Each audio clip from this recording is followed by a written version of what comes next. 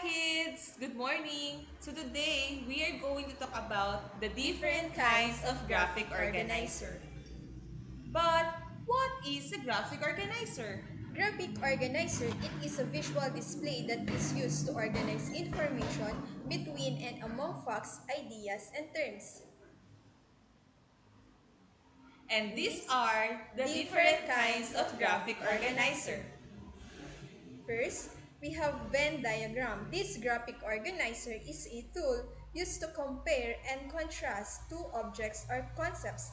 Dito makikita natin yung pagkakapareho at yung pagkakaiba. Ayan, halimbawa na lang ay yung aso at pusa. Ano nga ba ang pagkakapareho ng aso at pusa? 'Di ba? They are both land animals. At ano naman ang kanilang pagkakaiba? In terms of food, magkaiba sila ng pagkain kinakain. Ang aso ay kumakain ng buto at ang pusa naman ay kumakain ng tinik. Next, we have Story Map. This graphic organizer helps in summarizing, analyzing, and understanding a story or event. Dito, makikita natin yung simula, gitna, at wakas ng isang kwento. Ayan. So tulad na lang kapag tayo nagbabasa ng isang kwentong sobrang haba, we are going to use a story map para mas mapaiksi natin to. Kasi ang kinukuha lang naman natin dito ay yung mga mahalagang nangyari sa kwento. Kung anong mahalaga sa umpisa at ano yung mga mahalagang pangyayari sa gitna at syempre ang wakas ng isang kwento. Okay, we have T-chart. When we say T-chart, this graphic organizer is used for analyzing or comparing two aspects of a topic. Dito, pinagkukumpara natin yung isang konsepto. Yan. Halimbawa na lang, we are just going to talk about the computer. So what are the advantages and disadvantages of using computer? 'Di ba? The advantages of using computer, it will help us in doing our assignment. At ano naman yung disadvantages ng using ng computer?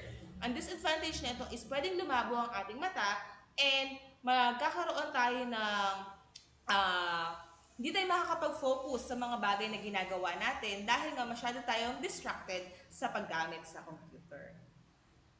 And we have Fishbone. This graphic organizer is used to identify the causes of some complex system or event. Ayan. So dito, magbibigay ng isang effect o ano nga ba ang naging bunga ng mga nangyari o ng mga sanhi. At ibibigay natin kung bakit nga ba nangyari ang isang bagay na yon.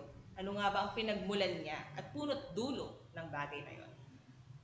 And last one, we have web diagram. It is a graphic organizer that is sometimes called concept map or spider web, wherein the main idea or the topic is located at the center part and surrounded by its supporting details. So, for example, di ba, it's a spider web. So, maglalagay tayo ng isang topic sa gitna. For example, we are going to talk about a balloon. So, what are the things that you can say about the balloon? Sometimes we said that a balloon is a color red, it is round, it is played by kids, and kung ano-ano pa ba ang magsusupport doon sa ating nasa gitna or sa ating main idea.